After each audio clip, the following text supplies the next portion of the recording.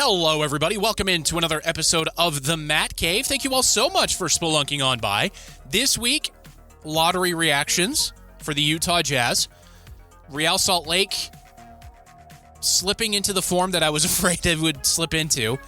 And the Utah Mammoth priorities this offseason as far as I see them. And it'll be interesting to see how that goes as well. But first and foremost, thank you all so much for being here. I appreciate you being here each week, week after week. You all are awesome. You are spelunkers through and through. And thank you. Honestly, just thank you. Nothing else to say. Happy Mother's Day to all the mothers out there as well, but mostly to mine, because mine's awesome. I don't know if you know that, but my mom's awesome. So your guys' moms might be awesome, but they're not as awesome as mine. She's been a teacher for 40 plus years, so she's been a mother to more than just me. Yeah, that's why I think my mom's pretty cool. So, happy Mother's Day. I'm recording this on Mother's Day, of course. So, there we go. And I guess self-promotion, Facebook, Instagram, The Matt Cave Podcast, YouTube, The Matt Cave Podcast, as well as anywhere your podcasts may be downloaded from. I can be found there as well. And if you are so inclined, I also run a different show called Utah Mammoth Daily on YouTube as well as on Spotify. So you can go and check. Oh, and also Apple Podcasts. It's there too. So you can go and actually see me talk about the Utah Mammoth. But there we go. That's all done and out of the way. Let's start right away with the Utah Jazz and the NBA lottery. As you all know, I am against the NBA. I do not like the NBA. I don't like the direction it's gone. I don't like the players. And this postseason is terrible. Objectively and subjectively, it's a terrible postseason. Every other game, you see players surrounding the refs. You see the coaches yelling at the refs. You see players screaming at each other for flopping and for diving. And it's just like, it doesn't feel like anybody cares. It truly feels like they don't care. It's almost to the point where they make so much money and they're so out there in the public eye now that it just doesn't matter to them. They get their paycheck and they get to go home. That's what it feels like. And I believe that started way back with Allen Iverson. So I say that, but even then, you felt like it mattered for Allen Iverson before he got to Denver. But after he got to Denver, he realized it was a business. And so, anyway, Allen Iverson's one of my all-time favorite players. Just so everybody knows, I love AI on the court. Let that be known, too. On the court, not in the court. All right, so the Jazz. I was preparing you all for worst-case scenario, number 6 to number 8. That was worst-case scenario for the Jazz. That was also the highest percentage chance for them to land a pick, was in that range. Based off of, the bottom 3 teams in the league with the worst record get the even, percentage chance across the board, 14%, whatever the garbage numbers that the NBA wants to throw in your face about this, air quotes, lottery. But what has happened is interesting. The Jazz are picking second. Yes, they're picking second. Still haven't picked number 1 overall in the history of the franchise, dating all the way back to New Orleans. That's a different topic of conversation that I've already covered. They are picking only behind the Washington Wizards. So basically, Utah gets their pick of the litter. They do. The lottery shook out thusly. Number 1, Washington. Number 2, the Jazz. Number 3, Memphis. Number 4, Chicago. And number 5, the Clippers. Because of a trade between Indiana and the Clippers, with the draft protections, rights going every which way, the Clippers get the pick from Indiana, which is the other team that got fined for tanking, which I wasn't okay with finding either the Jazz or the Pacers if you go back in the Wayback Machine. The Pacers were just bad because their star player was out for the year. When you build your team around said star player and star player is out for the year, you don't really have a team. You got a lot of good parts, but the engine that makes it go isn't there, and so the car just sits there, right? That's what happened to the Pacers. I believe they should not have been fined. Period. End of story. And then they kind of get worked over a little bit here too by the NBA because the NBA is trying to send a message about tanking, and they sent it to the Pacers. It was either going to go to the Pacers or the Jazz. 100% it was going either way. And it went to the Pacers this time. It's not great for them. For the Jazz, though, tanking's over. It's done. This is it. They're going to turn it on next year. I think now that they have the number 2 overall pick, I think they are going to go aggressive to re-sign Walker Kessler, get that drama out of the way and done. And then, whoever falls to them, they can do best player available at number 2. They really can. They don't have to reach for a positional need. They are pretty set everywhere if they can get Kessler re-signed, but there's not really that center that you can pick at number 2.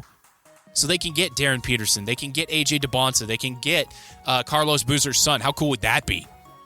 How cool would that be to get Boozer's son? You can go any which way with the top 4 picks for this team, and you get an all-star caliber player. That's why so many teams were tanking specifically for this draft, is the top 4 guys were just that good. All-star caliber players where 1 or 2 of these guys are going to be franchise-altering stars. That was the stakes. That's why the bottom of the NBA was so bad this year. And why the front offices of the NBA, the league office, I should say, is taking such drastic measures so that this doesn't happen again. But, you change the rules, people are going to change their tactics to get to those players. It doesn't matter. The easiest way to do this is to have an end-of-season tournament. You got the playoffs, and then you got the playoffs to get the number 1 overall pick. It's more games, which means more salary for the players, which means more exposure for the players. And if your team wins that tournament, you get the number 1 overall pick. If you can't win that tournament, boo-hoo for you. Build a better team. So that's how I would fix it. That's how I'd fix it in the NFL. That's how I'd fix it in the NBA. That's how I'd fix it in the NHL. Who, I might talk about the NHL's lottery here in just a minute, because the same conspiracy theories that have been affecting the NBA, well, guess what? They're infecting the NHL as well. But talking about the Jazz here, when you look at this roster, it suddenly becomes pretty scary. So obviously you got Lauri Markkanen, face of the Jazz. He's a guy that some fans are saying they should trade. Why? He's the best player on the team right now. Even with this number 2 overall pick, he's still going to be the best player on the team for at least another season or 2. So, yeah, Lauri Markkanen, Jaren Jackson Jr., who Utah Jazz fans only saw 5 games of. Oh, he's the real deal. So you got him. Then you got Keontae George, the representative of the Jazz at the lottery. Put his jersey up in the rafters for that. And then you got Isaiah Collier coming off the bench. I have my issues with him, but Kyle Filipowski coming off the bench. You got Yusuf Nurkic potentially coming back. So there's a lot. And then you've got, the guys I named before. Cam Boozer, Darren Peterson, AJ DeBonsa, you name them. They'll slot right in there. Don't forget about Ace Bailey. So this team is scary now. And they're not going to be taken seriously, because why would any market, any team, any fan base take this team seriously when they've been tanking for about 5 years? The Jazz have not been very good for a while. But it's very fun. Am I going to be interested in the NBA? Probably not. I don't like the product that they're shoveling down our throats. The faces of the NBA are whiny babies who complain about anything and everything in front of them. Instead of, hey, I get to play a game for a living and I make so much money. I'm a whiny baby. Everybody listen to me. I know more than everyone else. I'm a whiny baby. That's what the NBA feels like, and it's felt like for like 20 years now. So it's interesting. It's absolutely invigorating for a market who has deserved a win like this for a long time. And I've covered this in a previous episode, but the Jazz have been run the right way for pretty much their entire existence since moving to Utah. They have a top 5 winning percentage in the regular season of any franchise in the NBA. That means that they're never going to be picking in those top areas to get these franchise-altering players. So when you look at it, against all odds, the Jazz have been one of the best franchises in the NBA. Not only that, Larry H. Miller was always lauded as a guy who took care of his players. Whether the players wanted to come here or not, immaterial. Once they got here, Larry H. Miller did his very best to take care of them. And that has moved over to Ryan Smith. He does the same thing. So when we look at this franchise, they were getting punished by playing by the rules. They never got those top picks. They could never attract top free agent talent. And yet they just kept winning. And they got punished for it. Free agents don't want to come here. Agents are telling their players, you don't want to go there. Fair. That's fair. You see you see the market how you see the market. I'm not here to change your mind. See it how you want to see it. There's good, there's bad. I'm just going to leave it at that. But this is a win for a market that really needs one. Especially the NBA is looking at what the Mammoth are doing already here in Utah. And they're a little bit worried that they're going to get supplanted. Not just in Utah, in other markets as well. And the NHL is also worried that the NBA is going to supplant them like in places like Seattle. Because it's almost a foregone conclusion that the NBA is going to expand to 32. And one of those markets is going to be Seattle because it was stupid they were removed from Seattle in the first place. So, there's a lot going on outside of just, hey, that team's bad, we need to punish them for being bad on purpose. There's a little bit more than that. So, when you see the reaction of the fan base who was hungry for a team that could win, hungry for a team that is trying each and every night to win, the market deserves this. Obviously, there are fans who don't deserve it. But the market as a whole loves the Jazz. The state of Utah loves the Jazz. We do. We want to see our guys win. We don't want to see them try to lose. And Ryan Smith went on the Pat McAfee show, and he talked about that it's the only way for a small market team to really build is to tank. Until it changes, the NBA is just going to have to deal with it. The NBA is going to try to deal with it with their new, 3-2-1 thing that they're doing, 3-2-1 lottery. Let's see here. So this might mark the final iteration of this draft lottery structure. The anti-tanking draft reform termed the 3-2-1 lottery include expanding the lottery to 16, flattened odds, relegation zone where the bottom 3 teams would be penalized starting 2027 if they're repeat offenders. So that's what we're looking forward to, I guess, for this new lottery, this new way to look at things. But overall, this is a very exciting time. I feel for Indiana. Indiana is basically going through what the Jazz went through last year, but in a much worse way, because the Jazz at least got to keep their pick. This one, the NBA punished one of the 2 teams they fined, and they went after Indiana instead of the Jazz. That's truly how I see it. Because I do not believe we live in a world where the lottery is fair and it's just random chance. There's too much money, too much social capital, just too much that goes into this to be completely random. And oh, by the way, Oklahoma City is picking 12th. You know, Oklahoma City, Sam Presti whining to the NBA offices, whining to Bobby Marks on ESPN to talk about how Utah is tanking and how the I word gets thrown around, integrity.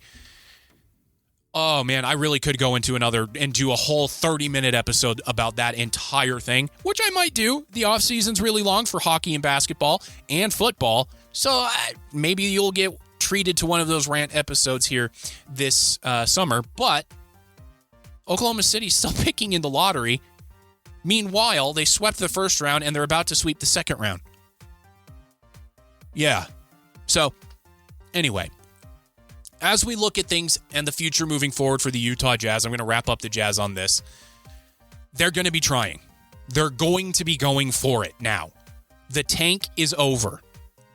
Now, that's not me saying they're going to push all their chips into the table and they're going to trade for disgruntled stars and do all of this other thing. No, they're going to keep those picks that they accrued from Minnesota and Cleveland and all those other teams when they just, ripped apart the franchise. They're going to keep those picks. And the hope is that, maybe Minnesota has an unlucky year with like injuries or just things just don't work, front office drama, whatever it is. And so that pick gets really good. Or same thing in Cleveland with Donovan Mitchell. So those picks are still going to remain with the Jazz. And those are going to be vital picks because you're going to need bench players. And as we all know here in the market, you're not going to get free agents to come here regardless of the players on the team. Darren Williams and Carlos Boozer could not recruit people to come to Utah during their heyday. Ditto with Rudy Gobert and Donovan Mitchell. They could not get guys to come here. So that's just the reality of this market. So the Jazz are going to be going for it. How are you all going to feel about that? I, for one, am interested to see how it goes. I'm not necessarily excited about the tank being over. I'm not necessarily excited about the Jazz potentially going for it now. I'm interested as an outside observer because I had this conversation with my beautiful, wonderful mother this past week. Looking back during my basketball fandom, I was never truly a Jazz fan. Did I want to see the Jazz succeed? Absolutely, because I live here. And that's always more exciting. But when the Jazz were eliminated, the only time in my life when the Jazz were actually eliminated from the playoffs that I actually had a reaction, and you can actually listen to it, was in 2021 when they lost to the Nuggets in that first round series. That was really the only time I can remember in my life where I had a emotional reaction to a team losing. So take everything I say here with that knowledge that I'm not necessarily a Jazz fan. Do I want to see them do well? Sure. But lucky me, in this position, no matter what they do, there's going to be something for me to talk about. And that's what I really like. So that's where we're standing. This offseason, it won't be very active for Utah. Outside of today, as of me recording this Mother's Day, May 10th, there's not much action to look forward to other than what they're going to do with Walker Kessler and maybe with Jusuf Nurkic. That's really it. Because when you look at the roster, it's all young guys still on rookie contracts. Maybe they'll get an extension on that rookie contract. But that's it. They're not going to trade for a player. They're not going to trade away somebody like Lauri Markkanen. Like, this is going to be the team. And it'll be very interesting to see, especially Coach Will Hardy, how he performs when the pressure's on for him to win games. He's never had that pressure as a head coach. He's going to have it starting this coming season. All right, shifting gears. Let's talk about Real Salt Lake, shall we? That's what I was worried about. When you look at what happened in Dallas against FC Dallas, and just as a history lesson for all of you Spelunkers, Real Salt Lake has never performed well away from home in the state of Texas. It doesn't matter to the team. FC Dallas, the Houston Dynamo, Austin FC even, they don't really perform well in the state of Texas for whatever reason in their history, especially recently. So looking at it from that direction, you can almost expect a result like this one. FC Dallas defeated Real Salt Lake 3-1, and Real Salt Lake didn't get that one until like the 86th minute from Diego Luna, who continues to strengthen his case to be on the U.S. men's national team come the World Cup, which I will be covering on this show. I'm excited for it. I love the World Cup, but I can understand why this one might be the least viewed and the least attended World Cup for reasons that I don't discuss on this program. But this is what's going to happen a lot, I think, this season, is they're going to go on brief stretches of brilliance like they had, and then have 1 to 3 stinkers in between because it's a young team. It is. It's a young team. Outside of like Justin Glad and DeAndre Yedlin, this is a very young team. Even Diego Luna's young. So emotions are going to take control in some of these games. They're going to get a lot of yellow cards. They're going to get frustrated. It's just how it is. So just live with the highs and the lows. They had 3 yellow cards against FC Dallas. And what is interesting here is possession. If you just look at possession, Real Salt Lake possessed the ball 73% of the game. They almost had it for 3/4 of the game. They almost controlled the ball for, I'm terrible at math, but for around 65 to 70 minutes of the game. And they still couldn't win. So that's what happens against teams that the term in soccer is park the bus and then counterattack. That's what FC Dallas did against Real Salt Lake. And that's really frustrating for a young team. When the young team can't fly up and down the pitch, when the young team can't get those long balls to work and they have to methodically move the ball, they get frustrated. And then they turn it over and it starts flying back the other way. That's what happened with Real Salt Lake. It's a learning moment for them. It is a very, very interesting team. It's a very exciting young team, but these nights are going to happen. Don't let it turn you off of what is happening in Sandy, because this team is exciting and fun when the game opens up. So if Real Salt Lake, the key for Real Salt Lake, I think this season, other than youth development and all that stuff and scoring more goals than the other team, the usual, is to score the first goal in these games. Because if they can do that, then the game opens up because the other team is now chasing them, which means those long passes, field switching passes, open up the game in a way that most teams in MLS are not equipped to deal with. Because MLS is and always has been in love with the superstar. Lionel Messi, Luis Suarez, David Beckham, Thierry Henry, Marco Reus. I mean, the names go on and on. So that means there's not a lot of money left over to fill out the back end of your roster, which is why you see big-time goal-scoring games in the MLS as opposed to other teams across the world. So that's what RSL is building towards, is to be able to counter against that. They need to fill out their back end better. Rafa Cabral, I know it was only 26% possession, 27 basically for FC Dallas. He still faced 11 shots. So he was under siege. But this team is very exciting. I encourage you to watch them, enjoy them before those ticket prices get out of control, which they're already kind of starting to. Okay, so that does it for Real Salt Lake and the Utah Jazz. Let's move it on to the Utah Mammoth and kind of the priorities they have this coming off season. The priorities for me is finding space for the top of their young pipeline. Iginla needs to be in the NHL, hands down. If you don't believe me, just look at his stats, just for a second. And I'll let you know what they are, just so you don't have to go look them up. But for this past season, in the the WHL, and in the playoffs as well, so I'll talk about both for Tig. He played 48 games in the regular season, so that's the games played. He scored 90 points. That's almost a 2-point per game average. His plus minus was plus 47. So that means not only does he score a lot of goals, he's not on the ice when they give up a lot of goals. That's very important, as we saw during the playoffs. In the playoffs, for the Kelowna Rockets, he played 9 games. He had 12 points. That's pretty darn good, too. He had a plus minus of plus 6. So Iginla needs to be in the NHL. He just does. He's ready. He's good to go. He's out of the box. He's going to be a difference maker. The end. The end.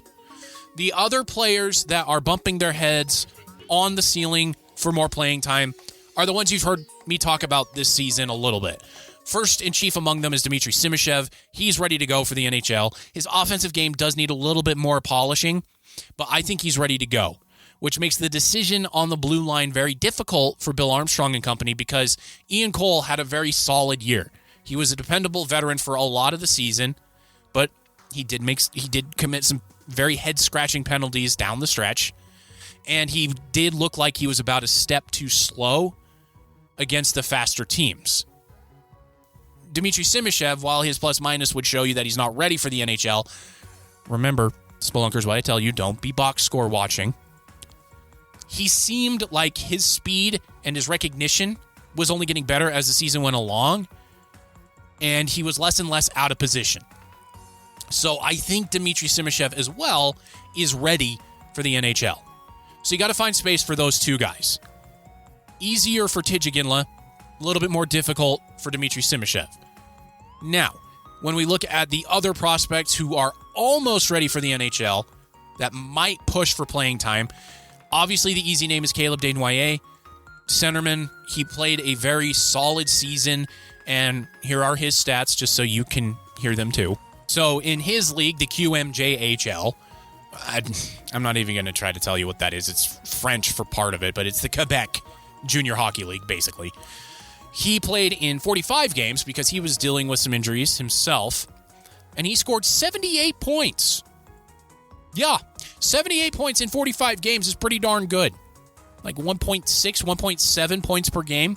It's not quite as good as Tidge, but still pretty darn good, and he plays center. And he's not a winger like Tidge is. And then in the playoffs, he played 17 games, and he had 21 points. So that's a little bit better than a point per game average as well in high-pressure situation. So Caleb Desnoyers is pretty darn close to the NHL too. Easy for him to get up to the NHL because the center position is one of need for the Mammoth. I'll talk about it later in another episode as the offseason goes along. My thoughts on the center position for the Mammoth. Spoiler alert, I'm not very bullish on very many of the guys not named Logan Cooley for the center position, so that's where I'm sitting there. But Caleb Desnoyers might be ready for the NHL come this fall camp. We'll see what happens. Two more names I want you to look out for. Cole Baudouin, he might be ready for the NHL as well. Again, he's a centerman. The path is not that dangerous for him to get to the NHL. So, another foreshadowing of what's to come on the program here. And then another one to look for is Maveric Lamoureux. He has played a little bit at the NHL level. He's a very big, smooth-moving, right-shot defenseman, which are a premium in the NHL. So maybe he gets the nod above Dmitri Simashev for that reason. But with these young guys, there's a very big asterisk involved. A trade. The only prospect on the team in the organization that I know for a fact is untouchable is Tidge Iginla. Ryan and Ashley Smith are brilliant when it comes to marketing. I love what they've done so far. They've done a wonderful job, and they do listen to the fans. They've changed the goal song. They have updated the goalie horn or the goal horn. I mean, they're listening, but they're also proactive in what they're doing. The jersey swap, all that stuff. They also know that you don't trade the first ever pick in your club's history. So Tidge Iginla is not going anywhere. He's going to be in a Utah Mammoth sweater sooner rather than later. He's the only untouchable prospect that the Mammoth have, in my opinion, in a trade for a guy like Austin Matthews. Again, another foreshadowing of what's to come on this program. But a big trade is probably in the offing, depending on who's available, depending on what happens in Toronto with Austin Matthews and his no-trade clause, all that stuff. But the future is so bright for Utah, and it's gotten even more bright for the Jazz. So the future is looking good for all three professional teams, really. So get in now. The bandwagons are all ready for you. I will cover them for you. I am a fan of the Utah Mammoth. I'm an interested observer of Real Salt Lake, and I talk about the Utah Jazz because they're the Utah Jazz. That's what you talk about in this market. So that's the show this week, everybody. Happy Mother's Day again to all the moms out there. Make sure you tell your mom you love them or the mother figure in your life that you love them. And I will see you guys next week when we spelunk back into the Matt Cave.